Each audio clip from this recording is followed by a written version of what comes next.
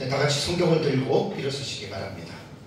봉독해 드릴 하나님의 말씀은 요한계시록 8장 6절에서 12절 말씀까지입니다. 요한계시록 8장 6절에서 12절 말씀까지를 제가 봉독해 드리겠습니다. 이것은 하나님의 말씀입니다. 일곱 나팔을 가진 일곱 천사가 나팔을 불기를 준비하더라. 첫째 천사가 나팔을 부니 피 섞인 우박과 불이 나와서 땅에 쏟아지매 땅의 3분의 1이 타버리고 수목의 3분의 1도 타버리고 각종 푸른 풀도 타버렸더라.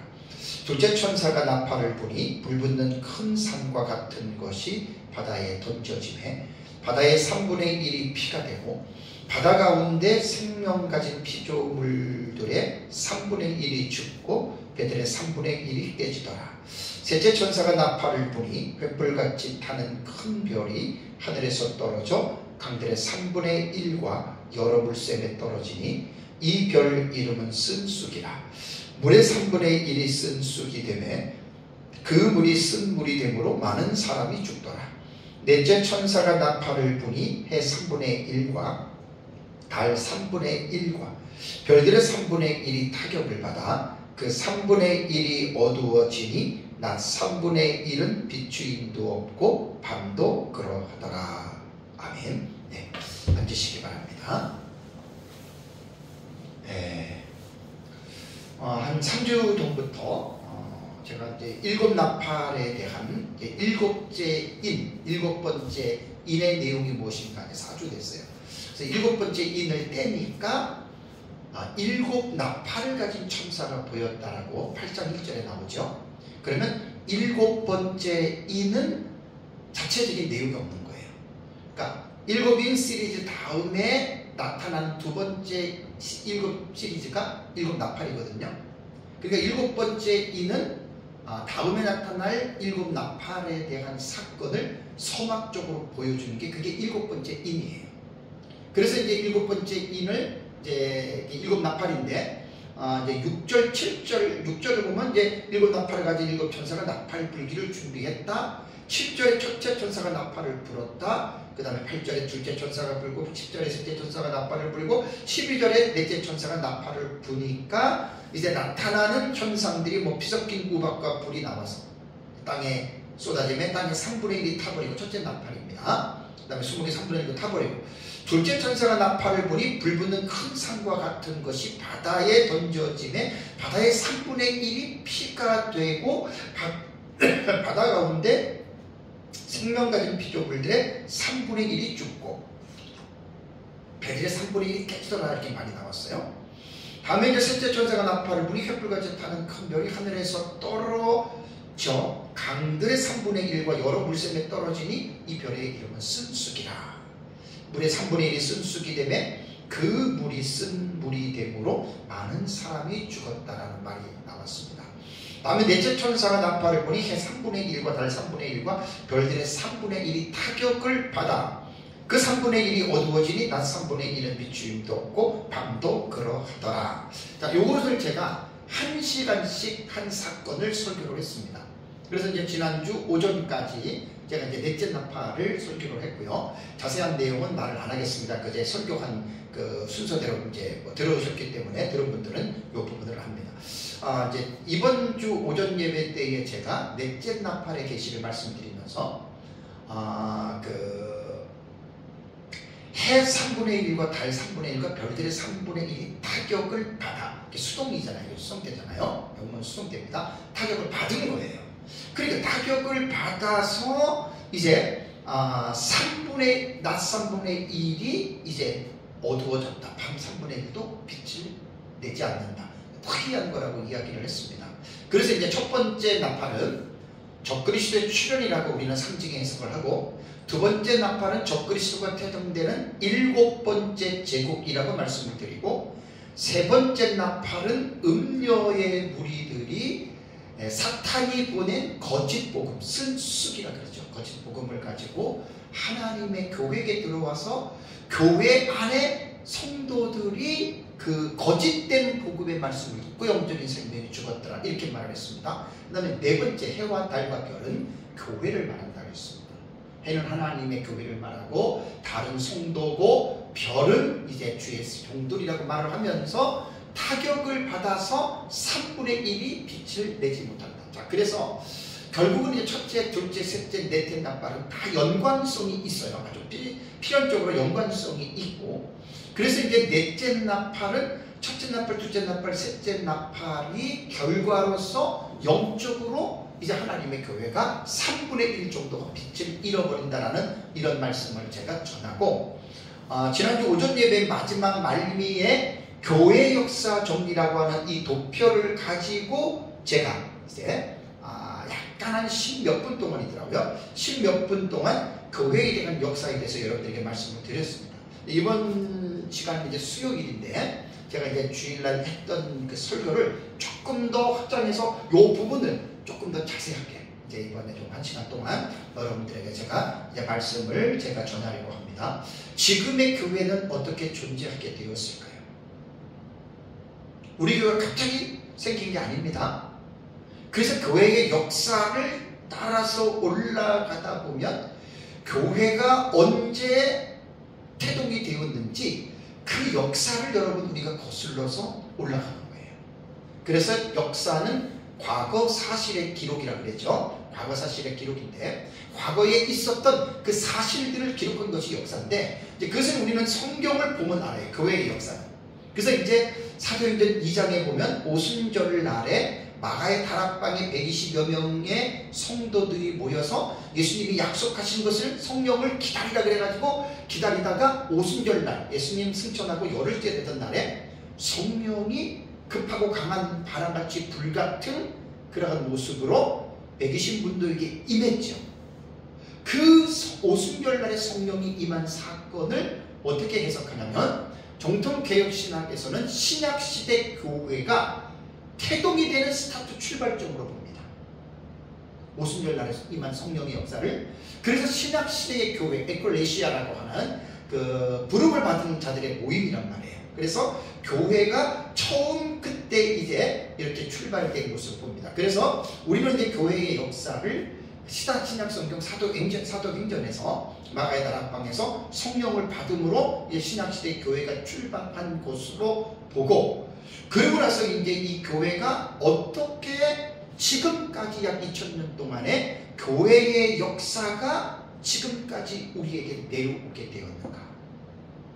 사실 그리스도인이라면, 성도라면 무조건 교회를 다니는 게 아니라 내가 다니는 이 교회, 대한교회, 대한예수교 장로의 고신측 교회입니다. 그럼 고신측이 뭐고, 그럼 고신측이 한국에서 어떻게 태동이 됐고, 그 다음에 이제 130~140년 전에 이제 기독교의 선교사들이 한국에 들어서 복음을 전하고, 그 선교사들이 영국이나 프랑스, 캐나다 쪽에서 어떻게 들어오고, 영국과 캐나다, 미국 교회는 어떻게 됐고, 그 다음에 이것이 이제 종교개혁하고 어떤 연관이 있고, 중세시대와 쭉 거슬러 올라가다 보면 교회는 예수 그리스도의 12사도들 이렇게 이제 초석이 되는 거예요. 자, 이제 참고로 이 도표는 제가 만든 도표가 아니고요. 인터넷상에서 있는 도표를 제가 한 5~6년 전에 이미 이 도표를 제가 가져서 설교랑 강의할 때 제가 이것을 여러분 이제 그 신학사의 역사에 대한 이 사상사에 대해서 제가 이제 좀 강의하고 설교를 하는데 자료를 썼습니다. 이거는 딱 보면은 정통 장로교에 속해 있는 분이 도표를 만들었는데 이제 상당히 지식 있고 실력 있는 사람이에요. 그래서 이제 여기에 녹색은 정통교회 인물로 12사도로부터 쭉 내려와가지고 현재 장로교회 쪽으로 이제 이렇게 했던 것이 이제 종신 이렇게 해가지고 이제 딱 정통 개혁 신학의 맥을 이렇게 이어나고, 분홍색에 있는 뭐 성공회, 웨슬리, 감리교, 성결계, 오순절 뭐 이런 어떤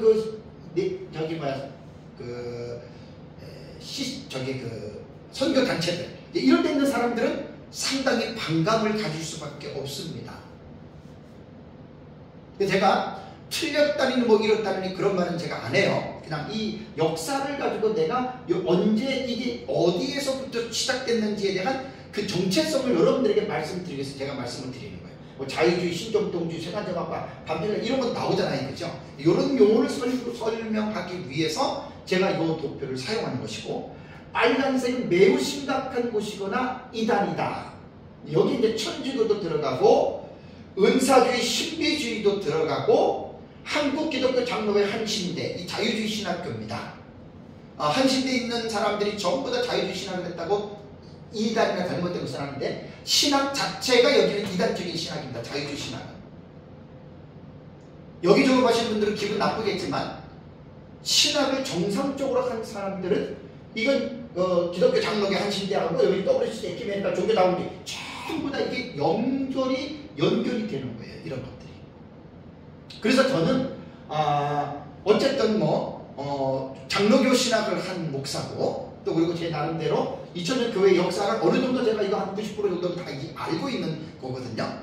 그래서 제가 이제 오늘날의 교회가 어떻게 태동이 됐고 그러면서 2000년 교회 역사를 쭉 연구하다 보면 작금의 한국 교회와 세계 교회의 상태와 수준은 어떠한가 이거를 꼭 아셔야 됩니다.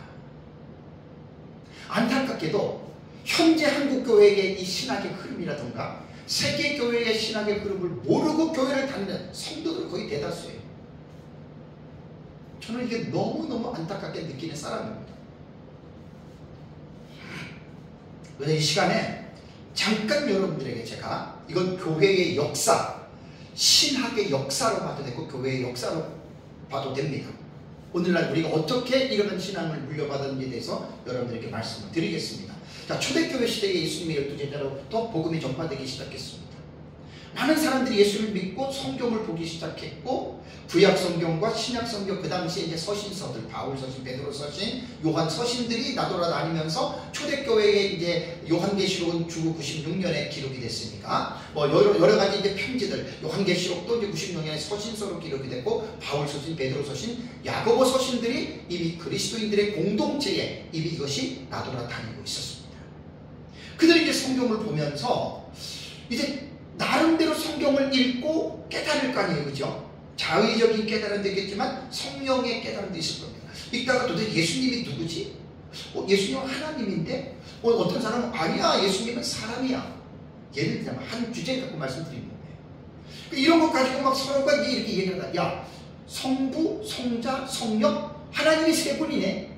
근데 어떤 사람은 야 하나님 세 분 아니야. 하나님은 한 하나님이야.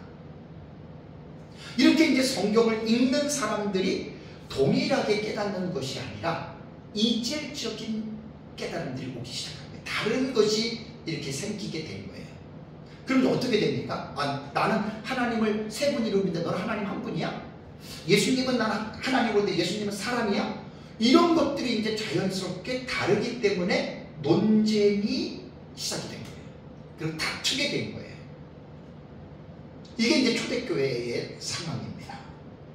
그래서 기독교의 역사가 예수님의 12제자로부터 이제 예루살렘과 온유리와 사마리아와 땅끝까지 복음이 전파되는 과정에서 성경을 읽고 성경의 내용을 깨닫고 이해하는 이 관점들이 서로가 다르기 시작했던 거예요.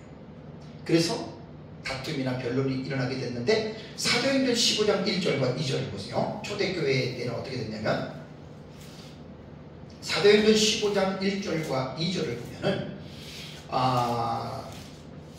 유대 그리스도인들과 이방인 그리스도인들 가운데에 문제가 생겼습니다. 사도행전 15장에 기록될 때예요. 15장 1절과 2절을 보면 어떤 사람들이 유대로부터 내려와서 형제들을 가르치되 너희가 모세의 법대로 할례를 받지 아니하면 능히 구원을 받지 못하리라 하니 바울 및 바나바와 그들 사이에 적지 아니한 다툼과 변론이 일어난지라 형제들이 이 문제에 대하여 바울과 바나바와 및 그중 몇 사람을 예루살렘에 있는 사도와 장로들에게 보내기로 작정하니라. 자, 유대인 그리스도인과 이방인들 그리스도인들 가운데 지금 성경을 읽고 이해하는 데서 차이가 생긴 거예요. 유대인 그리스도인들은 모세의 율법을 지켜 구원받는다. 그 구약시대 율법주의자들은 그거였거든요. 율법을 지키지 못하면 구원 못 받아요. 그게 유대의 율법주의자라는 말이에요. 바울이 그것을 단호히 아니다라고 말했거든요. 그러니까 이제 서로가 다툰 거예요. 그러다 보니까 이제 바울이 이 문제 해결을 위해서 예루살렘에 있는 사도와 장로들, 예루살렘의 기독교 공의회입니다. 여기다가 이 문제를 의뢰를 한 거예요. 자, 그 다음에 19절에서 20절 볼까요? 19절, 20절. 그러므로 내 의견에는 이방인 중에서 하나님께로 돌아오는 자들을 괴롭게 하지 말고 다만 우상에 더러운 것과 음행과 목매어 죽인 것과 피를 멀리하라고 편지하는 것이 옳으니 예루살렘에 있는 사도와 장로들, 교회의 공동체의 리더들이 그 문제를 해결하기 위해서 성경을 해석해 준 거예요. 처음에는 다 이럴 수밖에 없는 거예요. 서로가 보는 관점들이 다르니까. 그렇다면 신약 성경이 기록된 바울 서신이나 베드로 서신 같은 거를 보면, 요한, 사도 요한의 서신을 보면 초대교회 당시에 교회 공동체 안에 거짓 교사들, 이단들이 이미 들어와 있었어요. 그래서 바울은 디모데에게나 그 다음에 그 교회들에게 교회 안에 가만히 들어온 이단들, 거짓된 사상을 퍼뜨리는 자들을 조심하라. 베드로도 그것을 성도들에게 권면했습니다. 그래서 대표적인 이단이 누구냐면 영지주의입니다. 영지주의. 노스틱주의, 그노스틱이라고도 부르기도 하죠. 영지주의는 그리스어로 볼 때에는 신비적이고 계시적인 어떤 밀교적인 지식을 말하는데 깨달음에 초점을 두는 거예요. 깨달음. 영적 지식을 상당히 강조를 합니다. 그런데 영지주의에서 뭐가 문제냐면 육은 악하고 영은 선하다 이거예요. 오늘날에도 막 기도하면서 막 신비하고 이게 다 보면 영지주의 뿌리예요. 옛날부터 이런 사람들이 있었어요. 신비주의자들이.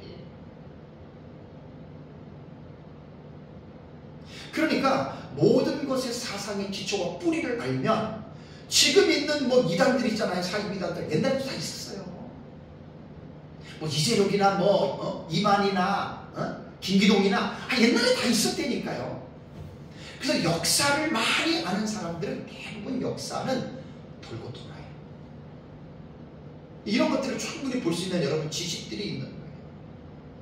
그런데 영지주의자들에게 있어서 가장 문제가 뭐냐면 육신을 악한 것으로 보기 때문에 영지주의에 빠져있는 기독교인들은 기독론 그리스도론에 있어서 예수의 육체를 안 믿는 거예요.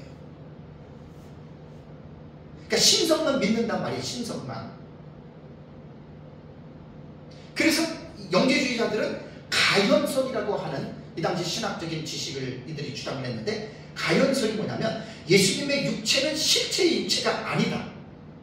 눈에 보이는 것일 뿐이라는 거예요. 예수님 분명 육체를 가지고 있는데, 그러면서 신이 육체를 입을 수 없기 때문에 예수님이 입은 그 몸은 단순히 환상이다. 이렇게 그들은 영지주의자들은 예수님에 대해서 이렇게 말을 했습니다. 자, 사도 요한의 말 기억나십니까? 예수 그리스도께서 육체를 입고 온 것을 부인하는 자는 뭐라 그랬습니까? 저 그리스도라 그랬죠. 그리스도 대적하는 자라 그랬죠. 그때 바로 사도 요한 당시에 이 영지주의자들이 교회 안에 이미 침투해져 있었다는 말입니다. 예수 그리스도는 참된 사람이면서 참된 하나님입니다. 그것을 이제 그 뒤에 좀 이따 제가 이제 702회 때 말씀드리지만 양성이라고 해요. 양성. 이성론이에요. 그러니까 단일론, 단성론이 아니라고요. 그러니까 영지주의자들 같은 경우는 그리스도는 단성론이다. 인성은 아니고 신성만, 이게 단성론이고, 이게 이제 뒤에 보면은 교회 공의회에서 이단으로 정죄받는 사상이 된 거예요. 그리고 영지주의는 후에 극단적인 쾌락주의에 빠집니다. 그래가지고 신비한 체험들, 신비한 체험. 기도하다 환상 보고 뭐 천사 보고, 이거 옛날부터 다 있었어요. 예언하는 거 초대교회 때부터 다 있었습니다. 그리고 나서 이제 지난번에도 말씀을 드렸지만 영지주의에서 가장 그 회개하는 주장이 뭐냐면 죄를 질 때에 영과 육을 딱 분리시켜서 그 죄는 육체가 진 거예요. 육체가. 더러운 육체가 죄를 진 거고 영혼은 절대로 죄를 짓지 않는다. 이렇게 지금 구원파가 그걸 믿고 있단 말이에요. 구원파가. 그래서 그 사람들은 죄를 져도 죄책감이 없어요. 구원파는 죄를 위한 회개기도 하지 말라 그래요. 왜? 여러분들이 짓는 죄는 육이 짓는 죄고 여러분들의 영혼은 죄를 안 짓는다. 이렇게 성경을 풀어요. 그러니까 구원파가 이단이 되는 거예요. 다 구원파의 뿌리는 여기서부터 온 거예요. 초대교회 영지주의부터. 다 주변에서 신비하고 환상 보고 이런 사람들 다 여기서부터 뿌리가 내려온 거예요. 신학 초기부터 이러한 어떤 그 신비적인 어떤 영적인 밀교, 영적인 지식, 체험 그런 것들이 여러분 다 나온 겁니다. 그래서 영지주의는 초대교회 때 사도 바울과 요한과 베드로가 성경을 기록하면서 사역할 때 가장 교회 안에 위험한 이단이 바로 노스피주의입니다. 그노시스주의, 영지주의입니다. 사도들 이후에 초대 교부들의 문서에도 영지주의자들은 이단이라고 분명하게 교부들의 문서에 나옵니다. 4세기에 보면은 또 하나의 이단이 나오는데 교회사를 전체적으로는 말 못 드려도 중요한 거 말씀드립니다. 펠라기우스주의라고 하는 사람들이 나왔습니다. 자, 펠라기우스주의라는 말은 간단하게 오늘 시간이 내용이 많은데 간단하게 말씀드릴게요. 인간은 성경을 보면 어거스틴 같은 경우가 구원을 받는 데 있어서 인간의 자유의지나 인간의 행위는 0.1%도 소용이 없다. 그러니까 구원은 어떻게 해요? 믿음으로 받는 거지 행위로 받는 게 아니고 노력도 아니에요. 그죠? 구원은. 그런데 펠라기우스라고 하는 이 사람이 주 360년쯤에 태어나서 420년 정도에 있었던 수도사였거든요. 그러니까 4세기, 5세기의 수도사였어요. 그래서 이제 이 사람이 로마에서 법률을 배웠다라고 말을 하면서 수도 생활에 들어가서 금욕적인 생활 때도 그 다음에 도덕적인 엄격한 생활을 하면서 많은 사람들에게 존경을 받았다 그래요. 그러니까 엄격한 생활을 하고 그 다음에 뭐 금식하고 막 이러니까 이런 사람들은 자기들을 못하는데 대부분 존경하잖아요. 그래서 이 펠라기우스가 뭐라고 이야기를 했냐면 인간은 구원을 어떻게 받냐면 자유의지, 신의 은혜가 없어도 하나님의 은혜가 없어도 인간이 노력을 하고 인간이 가지고 있는 선한 어떤 것들이 있기 때문에 그것으로도 충분히 구원을 받을 수 있다. 이렇게 말한 거예요. 펠라기우스가.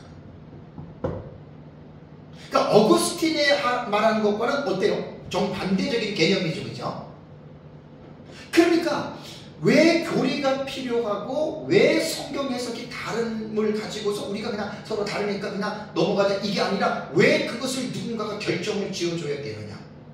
그러니까 이런 것들을 리더자들이 선생들이 뭔가에 대해서 왈가왈부를 딱 손을 지어주지 않으면 완전히 기독교가 혼란한 난장판에 빠진다는 말입니다. 이게 초대교회는 이럴 수밖에 없었던 거예요.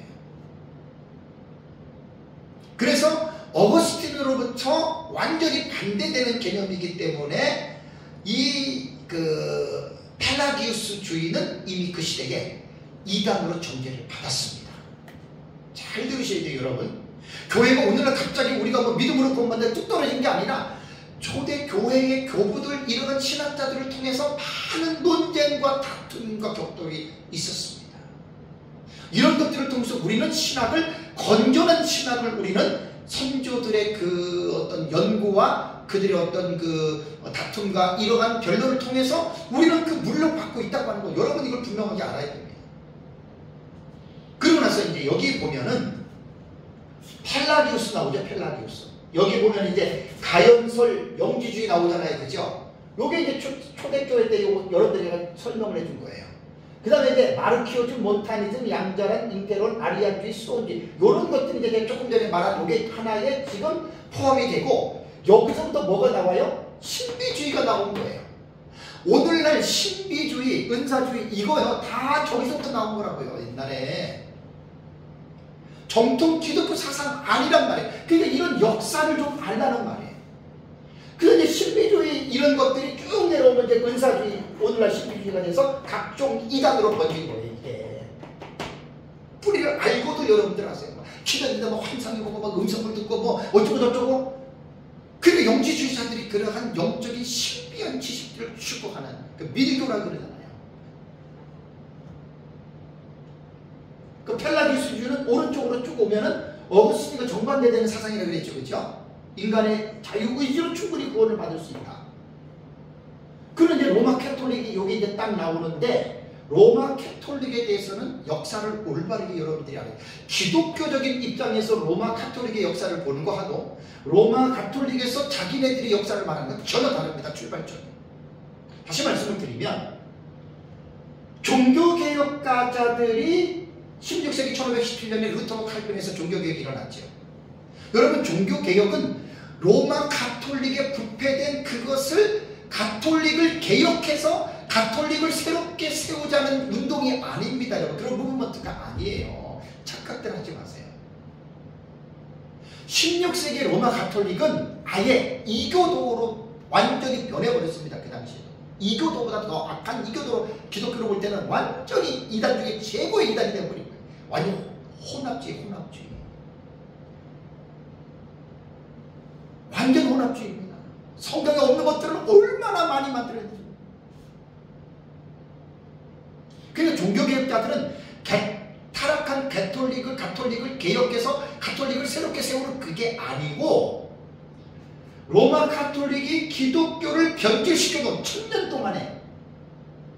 그래서 로마 가톨릭의 시작을 우리는 어디부터 보냐면 AD 313년에 콘스탄틴 대제가 밀라노에서 기독교를 인정한다고 하는 칙령을 발표했잖아요. 그때는 초대교회 기독교였어요. 교부 시대였어요. 그러다가 로마라고 하는 제국이 392년경에 데오도시우스 황제 때에 기독교를 로마의 국교로 아예 선포를 해버렸어요. 로마의 국교로. 우리 로마의 국교는 기독교다 이렇게 만들어 놓은 거예요. 완전히 기독교가 이제 그때는 막 완전히 그 313년 이전에는 로마 제국에서 엄청난 핍박을 받고 많은 사람들이 죽었거든요. 신앙을 지키려고 하다가 국교가 되어버리면 어떻게 돼요? 그러니까 로마 제국이라고 하는 나라가 이제 기독교를 관장하기 시작한 거예요. 그러면서 기독교는 급속도로 타락하기, 변질되기 시작합니다. 제가 지금 기독교 입장에서 로마 가톨릭의 역사를 지금 여러분들에게 정의를 내려주는 거예요. 그러면서 이제 기독교가 서서히 변질되고 이제 안 좋은 쪽으로 극단으로 치달으면서 보통 중세 시작을 그레고리 1세 교황 590년경입니다. 교회 학자들마다 중세를 놓는 그 스타트를 다 이제 다른데 제가 볼 때는 590년경에 뭐 그레고리 1세 때 정도가 되면 이미 기독교가 로마 가톨릭에 의해서 또 로마 가톨릭에 의해서 세워진 신학자들이 있어요. 그들에 의해서 정통 기독교가 예수 그리스도와 사도들에 의하여 어거스틴에 의해서 내려왔던 이런 교리들이 서서히 변질이 되기 시작하면서 중세로 들어가는 590년 그때부터는 완전히 위험한 상태로 기독교가 로마 가톨릭에 의해서 변질되었다 보시면 돼요. 그리고 종교개혁때가 한 1000년 정도까지 이제 완전히 말로 형용할 수 없을 정도로. 그러니까 이제 중세시대 로마 가톨릭이 어떻게 했는지를 한번 보시죠. 여러분 보세요. 역사를. 교황들의 그런 것들, 교황들의 뭐 추잡한 행동들, 그다음에 성직을 돈을 받고 파는 것들, 이게 1000년 동안에 그게 기독교가 아니라 로마 가톨릭이라고 하는 로마라고 하는 나라가 기독교를 완전히 더럽히었던 그것이 바로 로마 가톨릭의 여러분 그 실제라는 말입니다. 여러분. 그래서 16세기 루터와 칼빈에 의해서 종교개혁이 일어난 것은 로마 가톨릭을 개혁하자는 게 아니라 가톨릭이 313년부터 들어가서 서서히 변질시켜 놓은, 그래서 지금 종교개혁 때까지는 상상을 하지 못할 정도로 혼합된 종교를 다시 원적으로 돌아가자는 거예요. 초대교회로 돌아가자는 거예요. 그러니까 예수님의 사도들, 속사도들, 교부 이때로 돌아가자고 하는 것이 이게 여러분 종교개혁의 정신입니다. 그래서 이제 다시 펠라기우스에서 내려오는 게 뭐죠? 반펠라기우스라고 그랬죠. 그죠? 요 반펠라기우스라고 하는 반자는 반반자예요. 그죠? 세미입니다. 영어로는 세미예요. 세미. 그러니까 완전히 펠라기우스의 반대가 아니라 원래 펠라기우스 사상의 정반대는 어거스틴 사상이에요. 그러니까 어거스틴 사상은 구원은 인간의 자유의지나 행위하고는 전혀 상관없다. 인간은 스스로 구원받을 수 없다. 인간은 허물과 죽었다. 이게 이제 어거스틴의 성경 해석이고 오늘 우리 그걸 믿는 거예요. 정통 기독교는. 그래서 이 반필라기우스는 뭐냐면 요 인간의 자유의지, 인간 스스로도 구원을 받을 수 있다라고 하는 요 사상의 반을 갖고 온 거예요. 잘 들으셔야 돼요, 여러분. 반필라기우스는. 그러니까 이 반필라기우스는 뭐냐면 하나님의 은혜로 구원을 받고 그것이 100%로 보는 게 아니라 인간의 의지나 인간의 노력이나 인간의 선함도 있다는 거예요. 이게 반펠라기우스주의예요, 여러분. 여러분 이걸 잘 보십시오. 우리 개혁교회는, 특히 장로교회는요, 구원론에 있어서 100% 누구의 은혜로 구원받아요? 하나님의 은혜로 구원받아요. 그 믿음으로 구원받는 거예요. 인간의 힘이 전혀 상관없어요. 근데 이 반펠라기우스주의를 따라서 만든 신학자가 누구냐면 아르미니우스입니다. 알미니우스라고 그래요. 요 사람이 감리교를 창설한 웨슬리가 이 사상을 받은 거예요. 감리교에 있는 분들은 이런 말 들으면 되게 기분 나쁘지만 나는 기분 좋고 나쁘고 말하는 게 아니라 역사를 지금 말씀해 주는 거예요.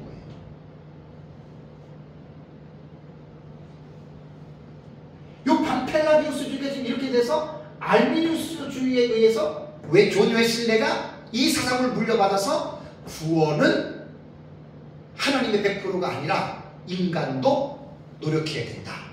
인간 스스로도 구원받을 수 있는 길이 있다. 이렇게 말하면서 감리교가 여러분 태동이 된 거예요. 이건 내가 감리교를 욕하려고 그런 게 아니에요. 그런데 감리교 중에서도 우리 어거스틴이 말한 것처럼 칼빈주의처럼 믿는 감리교도 소수가 있습니다. 뭐 이건 제가 없는 말 하는 게 아니에요. 그 다음에 감리교 밑에 또 누가 나와요? 성결교 있죠, 성결교. 그 다음에 성결교에서 오순절 순복음 나오죠. 다 구원론에서는 이런 쪽을 따른다는 이야기. 저는 누구를 지금 비난하고 비판하려고 한 게 아니라 이 역사가 교회사 책을 공부를 하다 보면 이렇게 나오는 거예요, 여러분. 이게 존 웨슬리에서 뭐 구세군 같은 경우, 그 다음에 이제 로마 캐톨릭에서 성공회가 나오잖아요, 성공회. 그래서 이 반펠라기우스주의는요, 우리 개혁신학의 구원론하고는 여러분 전혀 다릅니다. 우리 에베소서 2장 8절에 너희가 그 은혜를 인하여 믿음으로 말미암아 구원을 얻었나니 이것은 행위에서 난 것이 아니요 오직 하나님의 선물이라. 믿음으로 구원받은 그 은혜에 의하여 믿음으로 말미암아 구원을 얻었나니 이것은 너희에게서 난 것이 아니요 하나님의 선물이라 그랬잖아요. 행위에서 난 것이 아니 이를 자랑치 못하게 함이라. 이게 바로 우리 성경의 구원론이에요. 그래서 개혁신학은 내가 족보신학이라고 말하는 것이 장로교회 이 구원론은 쭉 여기서부터 내려오는 거예요. 속사부터 교부터 어거스틴 이렇게 쭉 이쪽으로 빠지지 않아요. 그래서 이거를 그린 사람은 정통 장로교회 신학을 한 교회사를 정리한 분인데 누군지는 제가 찾지를 못해서 이 사람이 누군지.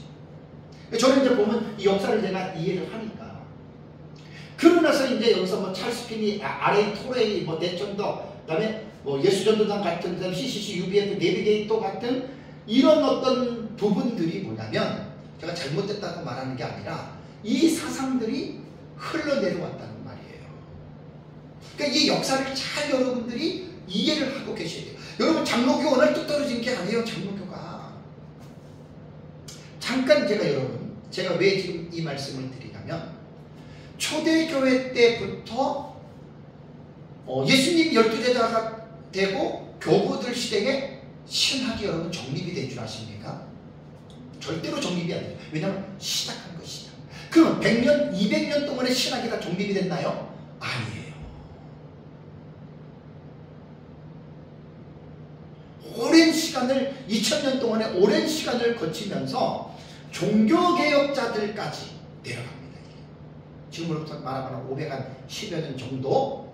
그때 이제 종교개혁가들을 통해서 웬만한 신학들의 흐름들이 여러분 정리가 되기 시작한 거예요. 우리는 그 역사들을 여러분들이 이해를 해야 됩니다. 그래서 다시 이제 조금 요 초대교회 요 부분을 이제 여러분들에게 말씀을 드릴게요. 그러니까 성경을 읽고 전부 다 보고 느끼는 것들이 이제 달라요. 그러다 보니까 콘스탄틴 대제가 313년에 밀라노에서 기독교를 칙령을 통해서 인정을 하고 나서 제국을 다스리는데 로마 교회가 데오도시우스 황제 때에 390년 그때요. 동로마와 서로마로 로마가 갈라졌다 그랬죠. 그죠? 서로마는 지금 이탈리아 쪽이고 동로마는 콘스탄틴 저쪽이에요. 콘스탄티노플. 그쪽으로 이제 이 로마 제국이 데오도시우스 황제 때에 두 아들에게 제국을 분리시켜주고 거기에서 이제 나름대로 이제 그 가톨릭이라고 하는 그 종교가 그 당시에 뭐 로마라고 하는 제국에서 기독교를 나름대로 이제 관리하는 차원인데 그때 이제 이렇게 서로가 하면서 동쪽과 서쪽에 뭔가 모르게끔 황제도 다르듯이 교황들도 그들이 세우는 쥐거들도 달랐다는 이야기예요.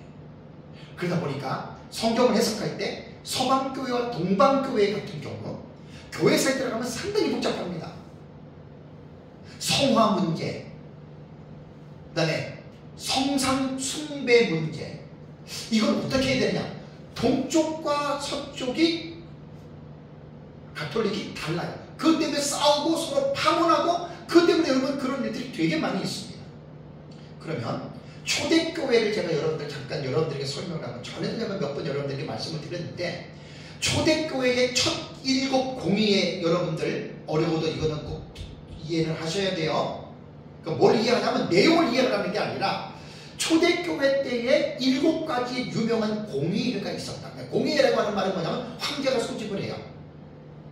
동방교회, 서방교회 교회 지도자들을 초청을 해요. 초청을 해가지고 거기서 신학적인 논쟁들을 신학자들끼리 논의하라 그래요. 그래가지고 자기네들끼리 막 논의해서 그 회의 때에 무언가를 하나의 신학적인 사상들을 결정하는 그런 일이 있었습니다. 그래서 이제 그 황제가 보통 니케아, 콘스탄티노플, 에페소, 칼게돈 등지에서 초대교회의 이제 고대교회의 신앙 논쟁이 이제 일어났는데 대부분 동방 지역에서 이것이 일어났습니다. 그래서 이제 교통이 불편한 관계로 이제 동방 지역의 주교들은 많이 참석했지만 서방 지역에서는 별로 참석을 못했다고 이제 이렇게 나와요. 그래서 이 공예의 특징은 뭐냐면 아까 말씀드린 대로 기독론, 삼위일체, 성령론 다른 거예요 서로가. 그 다름의 문제를 놓고 그 지도자들이 모여가지고 며칠, 몇 달, 몇 년씩 논쟁을 합니다. 그러면서 이제 거기서 결정을 하는 거예요. 이것이 틀리고 이것이 옳다 이런 겁니다. 그래서 이제 초대교회 7 공의회는 되게 중요한데 첫 번째가 공의회가 니케아 공의회라고 325년에 시작이 됐거든요. 그 다음에 7번째 마지막 그 공의회가 2차 니케아 공의회가 787년에 이루어집니다. 요 기간에 7개의 중요한 공의회가 있었어요. 황제가 소집해서. 사실 기독교인들이 다 공부해야 돼요. 오늘 교회가 그냥 우리가 사상을 물려받은 게 아니라 이러한 어떤 선진들의 신학적인 논쟁들을 통해서 여러분 우리에게는 건전한 신학과 불건전한 신학 사상들이 우리에게 내려왔다는 겁니다. 자, 1차 니케아 공의회는 325년입니다. 여기서 아리우스주의자들을 이단으로 정죄합니다. 왜 이단으로 정죄하는 줄 아십니까? 아리우스주의자들은 예수 그리스도를 영원전부터 존재했던 신성을 부인한 거예요. 그리고 예수는 하나님의 인간과 같은 피조물이다 이렇게 말한 거예요. 이게 아리우스주의자예요. 여러분 지금 성경을 읽으면 예수가 피조물입니까? 우리와 같은 인간입니까? 그러니까 이 1차 니케아 공의회에서는 아리우스주의를 배경을 하고 1차 니케아 신경을 작성하면서 아리우스주의는 이단이다 이렇게 결정한 거예요. 여러분 우리 교회 역사를 여러분들이 올바르게 알고 있어야 됩니다. 오늘날 교회가 갑자기 하늘에서 뚝 떨어지지 않았다 그랬잖아요. 다음에 두 번째 공회가 1차는 니케아라 그랬잖아요. 니케아 지방에서. 두 번째는 콘스탄티노플에서 이루어진 공회입니다. 저쪽에 그 동쪽에 콘스탄티노플 도시에서. 이게 이제 첫 번째 콘스탄티노플인데 이게 381년이에요. 여기에서 공회를 소집한 황제가 데오도시우스 1세인데요. 150여 명의 감독들이 모여서 2달 동안 회의를 진행했는데 1차 콘스탄티노플 공회에서 논의됐던 중요한 내용이 뭐냐면 성령 하나님도 성부와 성자와 같이 예배와 영광을 받으실 분이다라고 성령 하나님을 삼위 하나님으로 위격을 확정시킨 거예요. 그러니까 이게 1차 니케아 신경이잖아요. 조금 전에 말한 1차 니케아 공의 때에는 이 부분이 잠깐 미약했는데 두 번째인 1차 콘스탄티노플 공의에서는 확실하게 성령도 삼위일체 하나님이다 이렇게 된 거예요. 초대교회 때 가장 큰 이단이 삼위일체론에서 이단이 되게 많이 나왔습니다. 그 다음에 기독론에서 이단이 되게 많이 나왔습니다.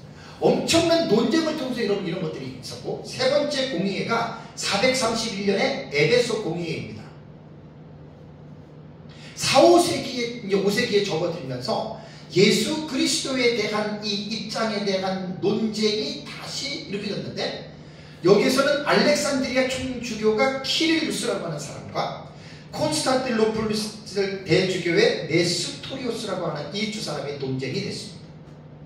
그러니까 이 사람은 그 네스토리오스는 뭐라고 얘기를 했냐면 예수의 신으로서의 속성과 인간으로서의 속성을 구별해야 된다.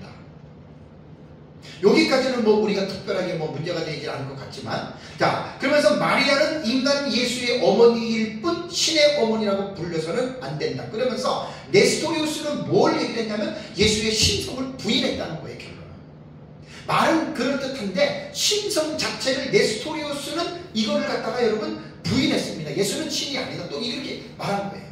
아까 아리스토주의라든가 거의 비슷한 그런 것들이 또다시 나오는 거예요. 그래서 여기에서 이제 네스토리우스주의를 2차 에베소 공의에서는 이단으로 정죄를 한 겁니다. 여러분 지금 제가 뭘 얘기냐면 이게 교리가 확정되는 역사예요. 초대교회 때 이게 지금 신학이 발전되는 거잖아요. 하나님의 말씀이 지금 발전되어져 가는 거잖아요. 그래서 이러한 감독들, 주교들을 통해서 신학자들을 통해서 잘못된 신학들이 이단으로 정죄가 되고 이것이 역사 속에서 여러분 이런 부분들이 이제 이렇게 된 겁니다. 네 번째가 칼게톤 공의회입니다. 이게 451년입니다. 그래서 이제 여기에서는 그 이전에 예수에게는 신성밖에 없다라고 하는 단성론을 배격하고 그러니까 이단은 이거예요. 한쪽은 예수님의 신성을 부인하고 인성만 믿고 또 한쪽은 예수님의 인성을 부인하고 신성만 믿고 여러분 다 그 이단입니다. 단성론은 아닙니다. 양성론입니다. 예수는 참된 사람이면서 참된 하나님이다. 그래서 칼게톤 공의에서는 예수는 참 하나님이자 동시에 참 사람이다라고 하는 칼게톤 신조를 451년에 공의회에서 여러분 이것을 결정을 했습니다. 자, 그 다음에 이제 다섯 번째가 2차 콘스탄티노플 공의회인데 이것이 553년에 이루어진 공의회거든요. 여기서는 기존 공의회의 결정들을 다시 재확인하면서 새로운 형태의 아리우스주의와 그 다음에 네스토리우스주의 그 다음에 단성론 하나밖에 없다. 이걸 단죄한 것이 이게 다섯 번째 공의회인 2차 콘스탄틴이고 여섯 번째 공의회가 3차 콘스탄티노플리스 공의회예요. 콘스탄티노플리스 세 번째 지금 한 거예요. 이게 680년에서 681년입니다. 다 이렇게 기독론에서 여기서 이제 잘못된 것들을 거르고 그 다음에 이제 마지막 일곱 번째가 787년에 2차 니케아 공회입니다. 니케아 두 번째 한 거예요. 여기서는 이제 교리적인 논쟁이 끝나고 여기서는 성화의 문제 그림이잖아요. 그림. 이 그림을 숭배하는 거예요. 예배당 안에 그림을 그려놓고 그 그림으로 설교할 때 사용하고 그 그림을 보면서 마치 이제 그것을 가지고 이제 이렇게 숭배를 했다는 거예요. 그래서 6세기의 교회 안에 들어온 이 성화를 이콘이라고 합니다. 이콘. 예, 그림인데 이것을 이단으로 볼 것인가 아니면 교회의 한 의식으로 볼 것인가에 따라서 또 그 당시 교회가 반반 다 나눠진 거예요. 그래서 이제 그 당시에 신도들 가운데에 문맹자가 많아서 성경을 몰라요. 그 글을 모르니까 그림으로써 이제 이렇게 복음을 전해주고 그림으로써 보면 사람들이 이해가 되잖아요. 그래가지고 이때는 6세기, 7세기는 성화가 되게 많이 이렇게 발전되는 그러한 시기였습니다. 그런데 이것 때문에 막 교회가 싸우니까 황제 콘스탄티누스 6세입니다. 6세. 콘스탄티누스 6세가 787년 9월 24일 니케아 공회를 소집을 한 거예요. 싸우니까. 공회를 소집해서 그러면 이콘에 대해서 성화의 문제에 대해서 너희들이 한번 서로 말을 해봐라. 그러면서 이제 찬성파가 있었고 반대파가 있었습니다. 그래가지고 이제 성화 반대파는 성상까지 동상까지 파괴해버리고 그래서 이게 이제 그 동방교회와 서방교회가 계속 이런 신학적인 문제로 싸우고 나중에 1000몇 년도 가면은 서로가 이단으로 정전합니다. 서방교회는 동방교회 이단, 동방교회는 서방교회 이단. 완전히 이 가톨릭이 또 두 개로 갈라진. 자, 제가 이것은 여기서 마치겠습니다. 자, 왜 제가 이런 말씀을 드리냐면 초대교회에는 신학이 완성된 입장이 아니었단 말이에요. 발전되어주는 과정이에요. 그러니까 종말론을 제가 연구를 하지만 종말론도 초대교회 때 어렸을 때까지만 하더라도 종말론이 다 시작하는 여러분 단계였지 뭔가 초대교회 뭐 전천년이나 무천년이나 확정된 게 없었어요. 이것이 초대교회 시대 때에 여러분 이루어지는 일들입니다. 그러고 나서 이제 종교개혁이 일어나잖아요. 그죠? 1517년에 요 그림 위에 보면은 종교개혁전 개혁자들 요게 나오잖아요. 그죠? 종교개혁전 개혁자들 요 시대를 르네상스 시대라고 합니다. 그러니까 종교개혁이 일어나기 200년 전부터 르네상스라고 하는 용어는 문자 그대로 이게 재성입니다. 리바이벌, 재성입니다. 14세기에서 16세기 유럽에서 일어난 문화운동입니다. 이거는 종교운동 아니에요. 문화운동으로서 고대 그리스 로마의 학문과 지식을 부흥시키려고 하는 재생입니다. 이런 움직임이 르네상스 시대예요. 그래서 궁극적으로는 르네상스 정신은 여러 가지 형태로 나타나지만 처음에는 휴머니즘, 인문주의라고 불린 지적 운동의 형태로 이것이 나타난 거예요. 르네상스 시대에. 결국은 뭐냐면 이 인문주의라고 하는 르네상스의 이 문화운동을 통해서 기독교에 대한 부분에서 사람들이 도전을 하기 시작한 거예요.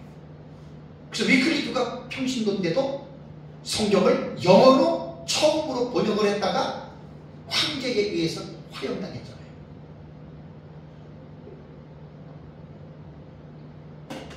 그 다음에 얀 후스 같은 사람도 로마 교회를 향해서 바른말 하다가 순교당한 거예요.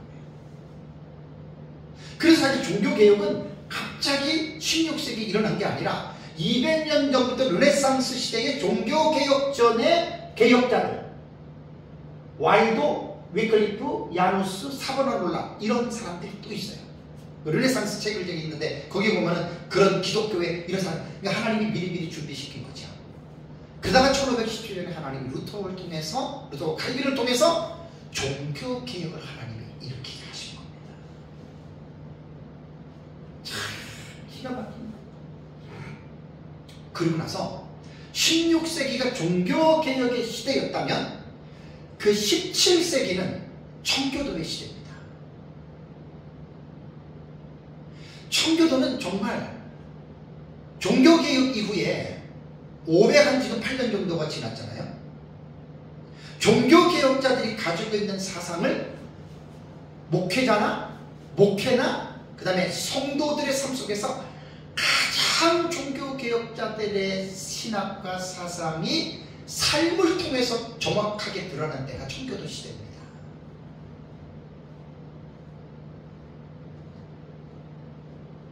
청교도들은 종교개혁자들의 그 신학을 삶으로 드러냈는데, 목회자들은, 청교도 시대의 목사들은 거의 다 100% 신학자입니다.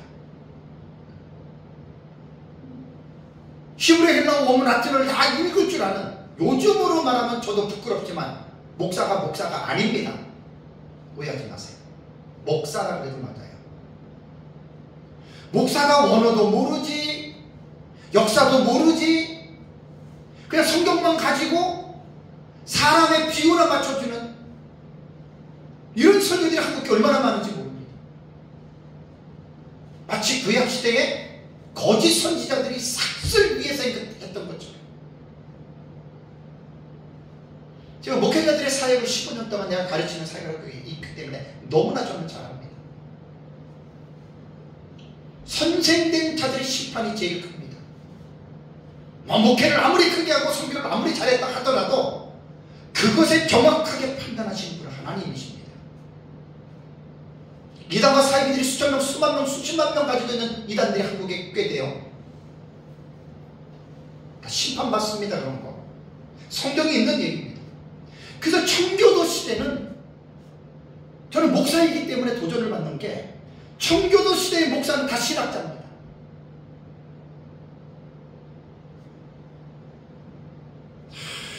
정말 제가 지금 역사를 이야기드리는, 역사를. 그러니까 청교도 시대의 성도들은 거룩한 삶을 그렇게 삶 속에서 많이 드러냈던 게 청교도 시대예요. 금주, 금연, 도박 같은 거 안 하고, 성적으로 물러난 짓 안 하고, 하나님의 말씀을 보면서 거짓말 안 하고, 도둑질 안 하고, 그 십계명의 정신이 이렇게 드러나고. 그래서 청교도 시대가 아주 그렇게 정말 그 종교개혁 이후에 교회사를 통해서 정말로 너무너무 개혁 신학을 삶 속에서 목회자들도 목회를 통해서 드러냈던 아주 귀한 시기였다는 거예요. 그러나서 이제 청교도가 들어오면서 영국에는 종교적인 변화가 일어나죠. 그죠? 그러니까 종교개혁 시대에, 종교개혁이 일어나고 나서 그것이 이제 영국에까지 영향을 미치고 유럽에 전체 영향을 미치잖아요. 그러니까 그 당시만 해도 천주교가 지배를 했잖아요. 유럽 전체를. 그러니까 천주교의 틀에 프로테스탄트라고 하는 종교개혁의 사상을 따르는 사람도 있었고, 그 다음에 이제 조금 있다가 영국에서 헨리 8세가 캐서린과 왕비 이혼하고 앤이라고 하는 궁녀와 결혼을 하려고 하다가 로마 황제가 그것을 허락하지 않자 헨리 8세가 천주교를 떠나잖아요. 결별하잖아요. 그리고 영국의 국교회 성공회를 만든 거예요. 그래서 영국이 청교도 시대에 들어와서 갈라집니다. 캐톨릭의 잔재도 있고, 그 다음에 칼빈에 의해서 프랑스에서 넘어온 종교개혁의 사상을 가진 사람도 있고, 그 다음에 헨리 8세에서 새롭게 주장되어지는 성공회도, 국교회도 있고. 그래서 영국이 지금 여기에 휩싸여버린 거예요. 여기서. 그래가지고 메리 여왕 있잖아요. 피해 여왕. 그때가요, 여러분, 내가 지난번에 한번 청교도 제안에도 한번 작년 재작년에 여러분 설교도 하고 저도 그때 이야기를 할 때, 그때 그 영국의 그 저기 역사가 전부 다 그 싸움이었어요. 천주교의 사상을 가진 사람이라면 퓨리탄과 청교도와 개혁교회를 핍박하고, 그래서 그 누굽니까? 그 저기 장군 크로멜이죠. 크로멜은 청교도거든요. 크로멜이 집권했을 때는 완전히 그 저기 뭐야, 국교회하고 천주교파를 다 수정하고 죽여버린 거예요. 그래서 영국이 그때 17세기 아주 국가적으로 상당히 혼란한 상황에서 천주교파하고 성공회파하고 그 다음에 또 여기 청교도파하고 그 다음에 개혁교회파하고 이렇게 4개 파가 참. 그래서 영국에는 그 당시에요, 사람을 죽여서 시체를 태우는 연기가 끊일 날이 없었다고 그래요. 끝냅니다. 그게 전부 다 종교적인 전쟁이었습니다. 그래서 이제 영국이 혼란한 기에 빠지면서 성공해서 보세요. 영국에서 이제 감리건하고 성교불하고 오순절 이런 것들이 다 이렇게 그 뿌리에서 다 나온 거예요. 여러분. 개혁 신학하고는 거리가 멉니다. 저도 뭐 교회사를 완벽하게 내가 정리를 한 사람이 아니기 때문에 제 말이 약간 부족할 수도 있고 틀릴 수도 있어요. 그건 제가 그건 시인할 수도 있는 거고. 그러니까 제가 이제 본 거는 이 그림을 볼 때 내가 또 읽었던 지식들하고 그렇게 내가 좀 풀어 나가는 거란 말이에요, 지금.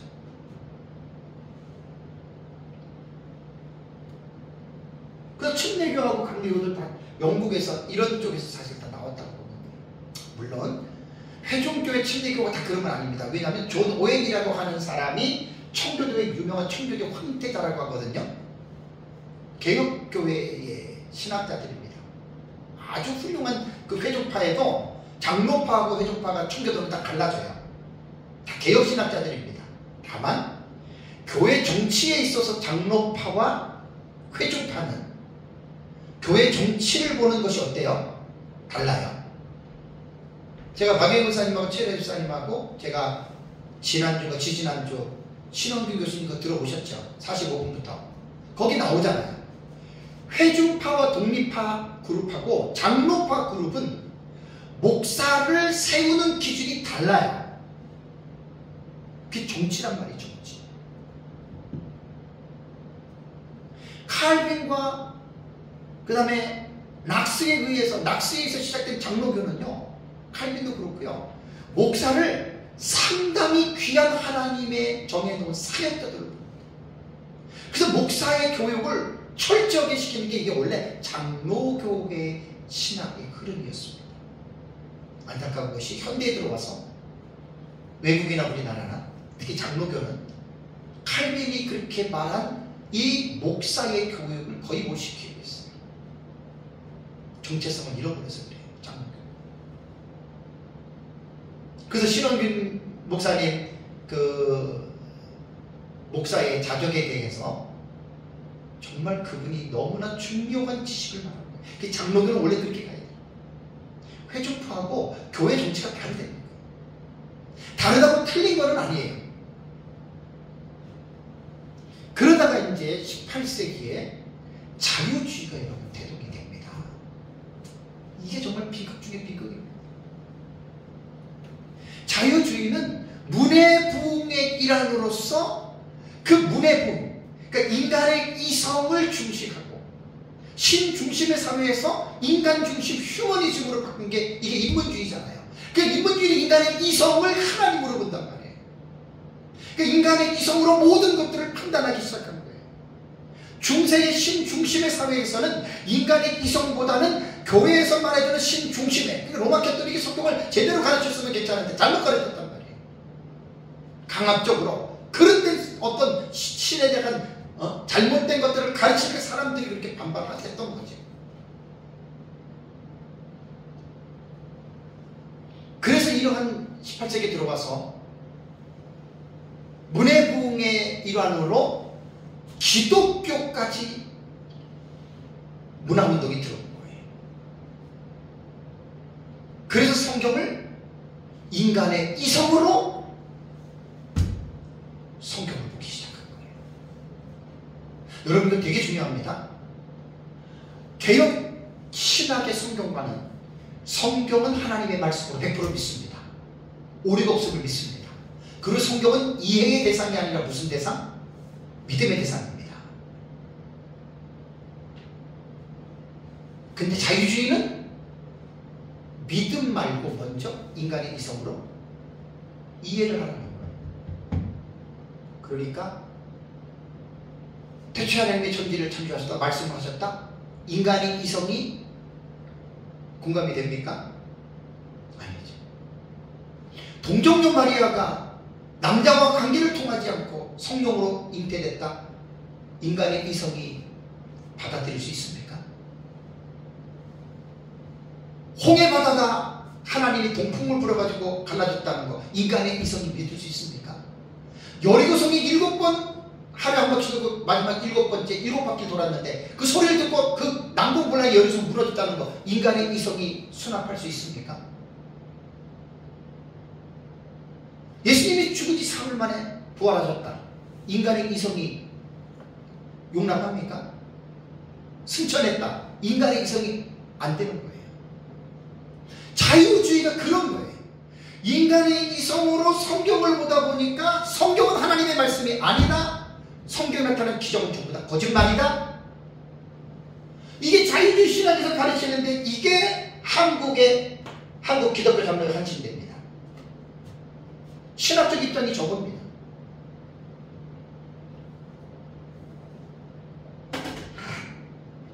제 말이 아닙니다. 이게 자유주의 신학이에요. 그래서 자유주의 신학의 아버지 슈라이마호로 인해서 급속도로 퍼지면서 온 유럽을 기독교를 충격의 도가니에 빠뜨려 놓은 것이 여러분 이게 자유주의 신학. 그래서 교회가 하나님의 진리의 말씀에서 믿음으로 하나님의 나라를 바라보면서 살다가 이 자유주의 신학 사상의 이게 이제 쓴 쑥의 물이라고 보시면 돼요. 사탄이 보낸 거짓 복음이 이런 거란 말이에요. 그래서 정통 하나님을 믿던 성도들이 인간의 이성으로 들어가다 보니까 이제 성경은 틀리고 없고 거짓말이고 그러다 보니까 교회가 급속도로 쇠락하게 되고 나태해지고 타락하기 시작했습니다. 그래서 이제 그 교회 안에서 정통 교회들이 여기서 이제 정신을 차리고 독일 지방에서는 칼 바르트를 중심으로 자유주의 신학을 대적하기 위해서 칼 바르트가 나섰는데 칼 바르트가 만든 신학 사조가 신정통주의라고 말합니다. 신정통주의. 새로운 정통이다.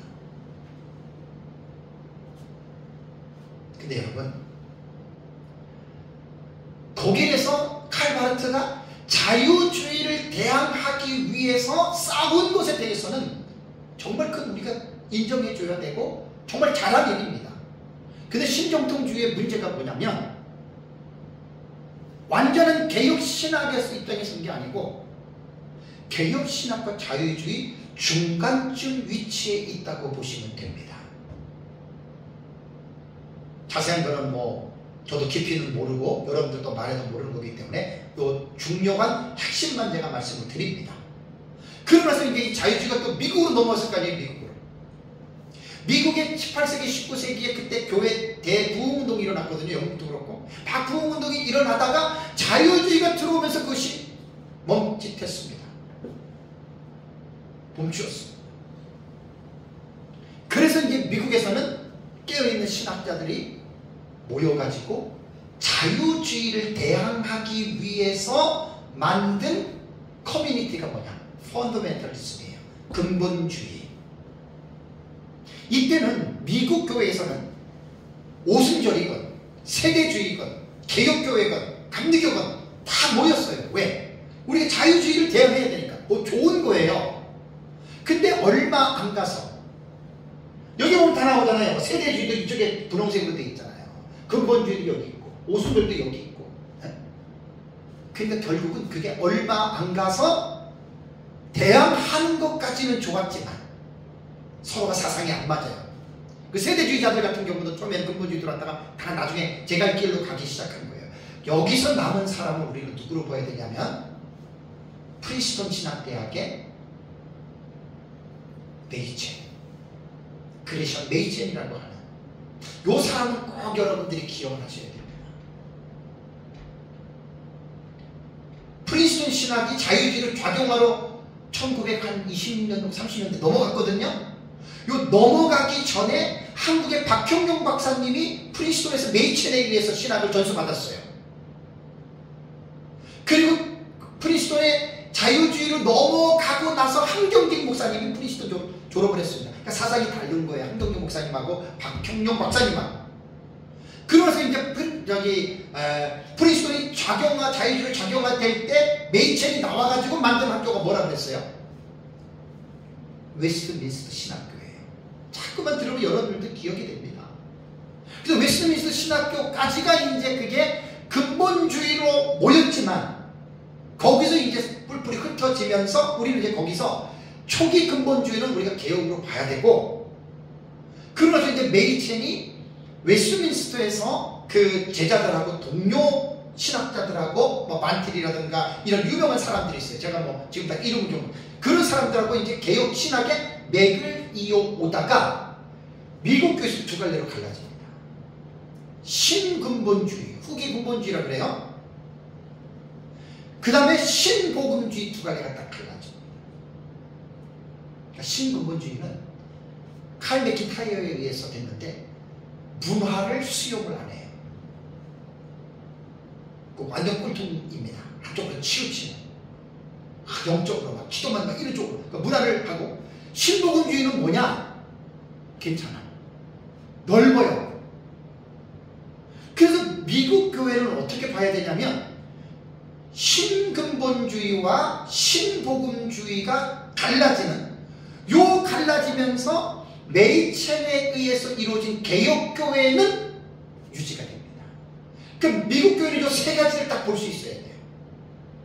메이첸에 의해서 이루어진 개혁교회 라인하고, 맥킨타이어에 의해서 벌어진 신근본주의하고, 칼 헨리와 오켄카에 의해서 만들어진 신복음주의는 플러신학교를 1948년도인가 플러신학교를 만듭니다. 요게 딱 미국의 세 가지예요. 그래서 지금 신근본주의는 거의 지금 미국에서 활약을 못하는데, 미국에서 가장 지금 활개를 치는 게 신복음주의입니다. 엄밀히 말하면 개혁신학하고는 거리가 있습니다. 한국에 지금 넘어오면 한국에도 거의 보수신학교가, 개혁신학을 따르는 학교들은 보수에서 개혁이라고 합시종식 보수도 이야기를 하지만, 제가 볼 때에는 그 안에서도 개혁을 따르는 사람들은 소수예요. 거의 다가 신복음주의 사상을 가지고 간다고 보시면 됩니다. 제가 지금 여기 쭉 내려오면서 이 부분들에서 좀 정리를 한 거는, 시간이 오래가서 말씀을 좀 맺겠습니다. 자, 넷째 나팔이 해의 3분의 1과 달의 3분의 1과 별의 3분의 1이 빛을 잃었는데, 특이한 게 뭐예요? 일식과 월식과 송식과 위성식이라고 하는, 이번 주 설교 잘 들어보세요. 그것과는 전혀 다른 특이한 빛이 없어짐이죠. 3분의 1만 없어졌다가 또 빛을 내고, 영적인 혼란입니다. 이것이 1948년대 WCC를 통해서 지금 전 세계가 11차까지 WCC 운동이 이루어지면서 모든 종교 통합과, 심각한 것은 뭐냐면 종교 다원주의라고 하는 사상까지 지금 간 거예요, 여러분. 제가 음녀 설교할 때 로마 캐톨릭이 음녀의 엄이라고 얘기를 했고, 지금 기독교회가 지금 로마 캐톨릭에 코가 껴가지고 지금 이렇게 지금 혼란한 가운데 빠진, 이게 지금 사실입니다. 안타까운 것은 지금 영적인 혼란을 목회자들이 지금 보지 못하고 있다는 거예요. 성도들은 말할 것도 없고. 음녀의 모습은 지금 70% 이상 저는 이 세상에 지금 드러났습니다. 천주교를 깊이 한번 알아보십시오. 완전히 음녀도 그런 음녀가 없고 이단도 그런 이단이 없습니다. 목회자들이 계시록을 모르니까 그런 사상에 대한 걸 모르잖아요. 제가 지금 여러분들에게 말씀드린 건 뭐냐면 교회 역사의 변천사입니다. 오늘 장로교회, 오늘 개혁교회, 오늘 자유주의 교회, 이 사람도 뿌리가 다 있잖아요. 뿌리가 은사주의, 기복주의 다 뿌리가 다 있잖아요. 역사세계에서도 전부 다 출발하는 것들이 다르단 말이에요, 여러분. 그래서 제가 목소리 높여서 강조하는 것은 개혁신학입니다. 개혁신학. 종교개혁자들로부터 정립되었던 건강하고 건전한 신학사상. 개혁신학은 프레임이 넓습니다. 엄청 넓습니다. 이번 시간은 내가 그 얘기를 지금 못합니다. 개혁신학이 아주 넓어서 어느 정도 딱 윤곽은 잡아야 되는데 말도 못합니다. 지금 한국에 다 개혁주의 했다고 개혁주의 했다고 말을 하는데, 개혁주의하고 거리가 먼 사람들이 너무나 많아요. 지금 왜? 이런 족보를 모르고 진다는 거예요. 족보를. 그럼 이건 어떻게 아는 거예요? 책을 봐야지요. 기도하면 성령이 가르쳐 준다고요? 웃긴 사람들이지, 사람들. 책을 봐요. 역사책을 보란 말이에요. 교회사. 역사를 모르면 아무것도 아니에요, 여러분. 뭐 지금 뭐 교회 다니고 내가 기도하면 막 성령이 깨닫게 해주고 말씀해주고, 여러분 그거요.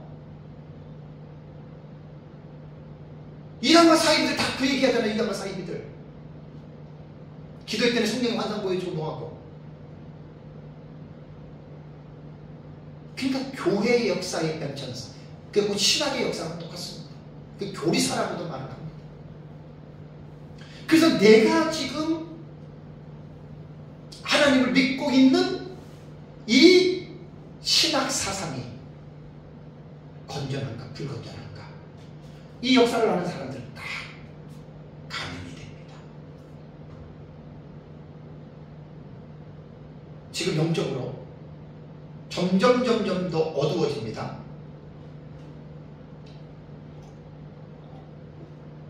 예수님 재림 직전에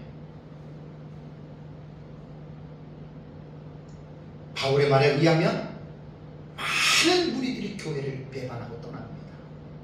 지금 진행하고 있습니다.